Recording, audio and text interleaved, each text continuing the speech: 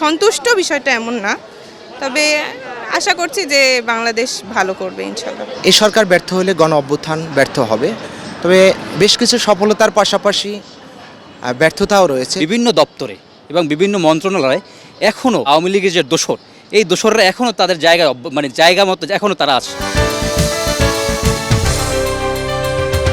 প্রিয় দর্শক, বাংলা ভিশনের নিয়মিত আয়োজন জনমতে স্বাগত জানাচ্ছি। আমি নিয়াজ মাখদুম। আজকের জনমতের বিষয় হচ্ছে অন্তর্বর্তীকালীন সরকারের 100 দিন। সাধারণ মানুষের কাছে আমরা আজকে জানব এই সরকারের এই 100 দিনে কি সফলতা আছে, কি ব্যর্থতা আছে, এই বিষয়গুলো নিয়ে কি বলছেন তারা। চলুন জেনে আছি সাধারণ মানুষের সেই কথাগুলো। এই সরকার যদিও নির্বাচিত সরকার না, তারপরও এটাকে বলা যায় জনগণের সরকার, কারণ একটি গণ অভ্যুত্থানের মাধ্যমে এই সরকার এসেছে। এই সরকার ব্যর্থ হলে গণ অভ্যুত্থান ব্যর্থ হবে, তবে বেশ কিছু সফলতার পাশাপাশি ব্যর্থতাও রয়েছে। যেমন এখনও আইনশৃঙ্খলা বাহিনীর ভিতরে শৃঙ্খলা ফিরে আসেনি এবং দ্রব্যমূল্যের ঊর্ধ্বগতি রয়েছে, এবং 24-এর গণ অভ্যুত্থানে যারা আহত হয়েছে তাদেরও সুচিকিৎসার ব্যাপারে এই সরকারের লক্ষ্য রাখা উচিত। আমার মনে হয় যে মূল দায়িত্বটা ভবিষ্যতে নির্বাচিত কোনো সরকারকেই নিতে হবে। তারপরে এই সরকারকে আমরা ব্যর্থ বলতে চাই না, এই জন্য কারণ শেখ হাসিনা পালিয়ে গেছে, কিন্তু বাংলাদেশকে একটি ধ্বংসস্তূপ করে রেখে দিয়ে গেছে। বলতে গেলে আমরা একটি ভঙ্গুর অবস্থায় একটি ধ্বংসস্তূপের উপরে দাঁড়িয়ে আছি।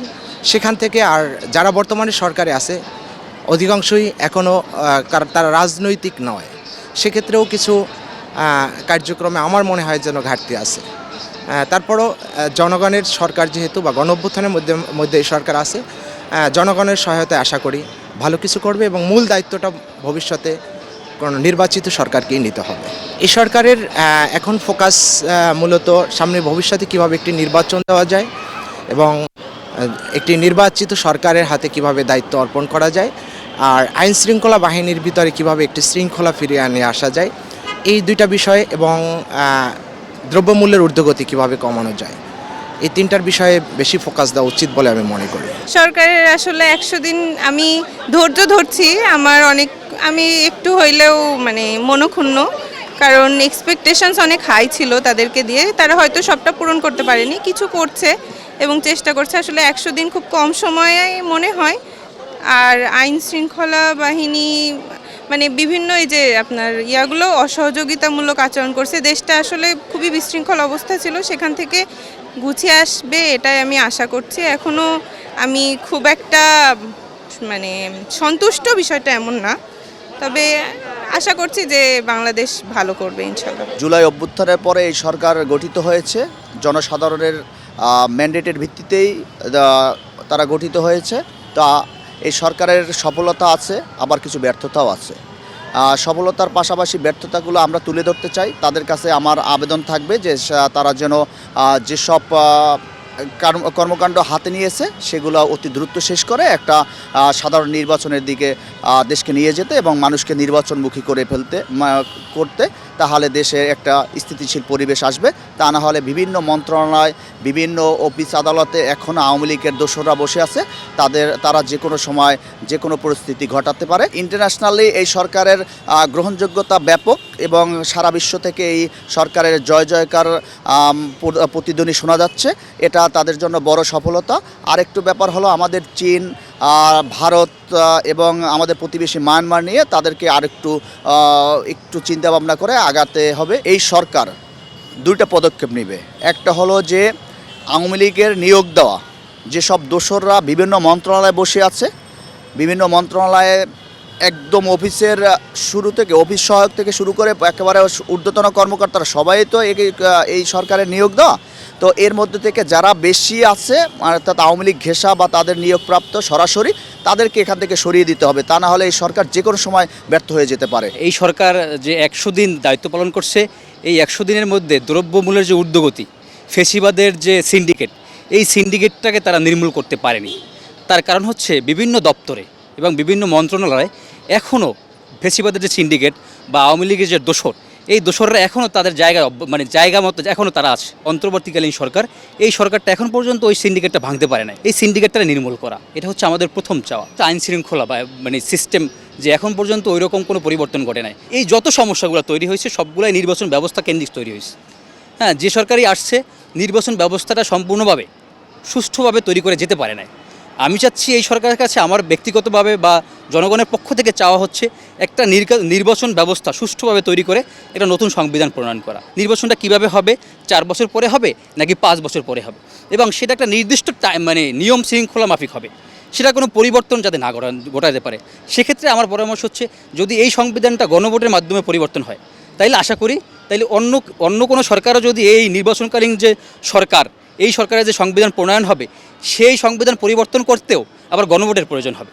চাইলেই 2/3 সংসদ সদস্য ওই সংবিধান পরিবর্তন করতে পারবে না। গণ অভ্যুত্থানের পরে যে একটা সরকার এসেছে, এই সরকারের যতটুকু সফলতা দেখতে পাচ্ছি আমি মনে করি মোটামুটি তাদের সফলতা আছে। কারণ 100 দিন পূর্ণ হওয়াতে তারা বিশেষ করে বিভিন্ন কাজ করেছেন, যে সফলতার মাধ্যমে এটুকু পর্যন্ত আসা। ব্যর্থতাটা হচ্ছে আপনার বেশিরভাগ ক্ষেত্রে আমরা দেখতে পাচ্ছি যে উপদেষ্টাগুলো নিয়োগ দিচ্ছে। কিছুদিন আগে 2জন উপদেষ্টা ছিল, যিনি ছিল মোস্তফা সরোয়ার ফারুকী, যার নামে অনেক কন্ট্রোভার্সি আছে যে হচ্ছে আওয়ামী লীগের একজন দোসর হিসাবে, আস্থাভাজন হিসাবে কাজ করেছেন। আমরা দেখেছি যে তার ওয়াইফ ছিল একজন মুজিব সিনেমার চরিত্রে তিনিও কিন্তু ছিলেন। তো সেক্ষেত্রে আবার আওয়ামী লীগের বিভিন্ন এজেন্ট হিসাবে কাজ করেছেন যে মোস্তফা সরোয়ার ফারুকী। সেই ক্ষেত্রে তাকে উপদেষ্টা হিসাবে নিয়োগ করা, তার মতো একজন মানুষকে, তিনি চিত্রনাট্যকার, এইসব মানুষকে উপদেষ্টা নিয়োগ করা আমি মনে করি এটা ব্যর্থতা। বিশেষ করে দেশের অনেক সুশীল সমাজ আছে, ইভেন হচ্ছে যে আরও ভালো জ্ঞানী মানুষ আছে, তাদেরকে কেন উপদেষ্টা বানানো হলো না? দ্রুত যদি একটি নির্বাচনের মাধ্যমে হচ্ছে যে সরকারটা দেশের গণতান্ত্রিক একজন সরকার প্রতিষ্ঠিত করে এই দেশ থেকে তারা যদি সুন্দরভাবে পরিচালিত করে যেতে পারে, তাহলে হচ্ছে তাদের সফলতা আমি মনে করি। বর্তমান যে দেশের পরিস্থিতি, দেশের যে অন্তর্বর্তীকালীন সরকার আছে, ডক্টর মোহাম্মদ ইউনূসের উপদেষ্টাকালীন প্রধান উপদেষ্টা হিসেবে আছেন, তাদের আন্ডারে যে বর্তমান দেশের পরিস্থিতি, যে বিভিন্ন মন্ত্রণালয় বলেন, বিভিন্ন সেক্টর বলেন, যে আওয়ামী লীগ দোসরদের তারা সরাইছে, কিন্তু আসলে দেখবেন যে ম্যাক্সিমাম জায়গাতে এখনও তাদের দোসররা বসে আছে, যারা দেশটাকে আবার পুনরায় অস্থিতিশীল পরিস্থিতি করার জন্য তারা ষড়যন্ত্র করতেছে। আমরা উপদেষ্টা মণ্ডলীদের কাছে আশা করি এই জিনিসটা, যে আসলে আগামীতে এই দেশটা যাতে ওই পূর্বের মতো বিশৃঙ্খলা তৈরি না হতে পারে, যাতে আওয়ামী লীগের দোসররা দেশটাকে ক্ষতিগ্রস্ত না করতে পারে, সেই দিকে তাদেরকে খেয়াল দিতে হবে। এবং কোনো জায়গায়, যেই জায়গাগুলো মন্ত্রণালয়গুলোতে যে আওয়ামী লীগ দোসররা আছে তাদেরকে সরাইতে হবে। ইভেন দেখবেন যে এই যে অন্তর্বর্তীকালীন সরকার অভিধানে 2 দিন আগে কতজন যে উপদেষ্টা দেওয়া হয়েছে, এদেরা কিন্তু ছাত্র হত্যা আন্দোলনের মামলার আসামি, তাদেরকে কিভাবে দেওয়া হলো? এই জায়গায় তারা যে প্রশ্নবিদ্ধ, তারা মানুষের কাছে এখনও এটা খোলাস করে না, তারা এখনও কেন বসতেছে না? এখানেও দেখবেন যে একটা ষড়যন্ত্র আছে, যে তারা চাচ্ছে যে আওয়ামী লীগকে কিছু লোক পুনরায় তাদেরকে প্রতিষ্ঠিত করার জন্য, আবারও বাংলাদেশটাকে একটা অস্থিতিশীল পরিস্থিতি করার জন্য তারা বিভিন্ন মন্ত্রণালয় থেকে এখনও লোকগুলো সরাচ্ছে না। কেন সরাচ্ছে না? এটা আমার উপদেষ্টা মণ্ডলীর কাছে প্রশ্ন। আসিফ মাহমুদ ভাই বলছে যে তারা নাকি অনেক বেকারকে তারা চাকরি দিয়েছে। হ্যাঁ, আমরা তাকে সাধুবাদ জানাই।